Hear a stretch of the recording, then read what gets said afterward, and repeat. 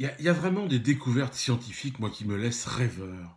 Par exemple, cet article qui vient de paraître dans une revue très pointue, qui nous dit que le vin le plus vieux du monde pourrait provenir d'Italie, de Sicile exactement, où on a découvert dans des jarres planquées au fond d'une grotte des traces de raisins fermentés, donc de vin. Et c'est là où c'est étonnant, parce que les scientifiques en question nous disent que ce vin pourrait remonter à plus de 5 millénaires, quelque chose comme 3000 ans avant Jésus-Christ, soit il y a bien plus longtemps que ce qu'on pensait généralement.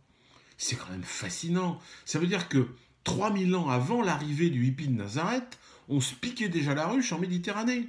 Oui, parce que on peut supposer que s'ils avaient découvert la manière de faire du vin, ils en avaient aussi forcément découvert les excès. L'un ne va pas sans l'autre. Hein, quand on crée un produit alimentaire, on goûte, quel qu'il soit, on le goûte et on le regoute. Avec le vin, on sait comment ça peut finir, en roulant sous la table. Et d'un seul coup, vous voyez, il y a beaucoup de choses qui m'apparaissent maintenant plus claires. Si on pouvait finir complètement rond il y a déjà 3000 ans, on comprend mieux qu'Alexandre le Grand se soit noyé en prenant un bain parce qu'il avait trop chaud, que Brutus ait eu envie de trucider son Jules César de père, ou qu'un simple soldat se soit retrouvé à courir le premier marathon de l'histoire. À mon avis, c'est parce qu'ils étaient tous au minimum à 3 grammes. Ça remet tout de même en cause pas mal de légendes de l'Antiquité. Hein.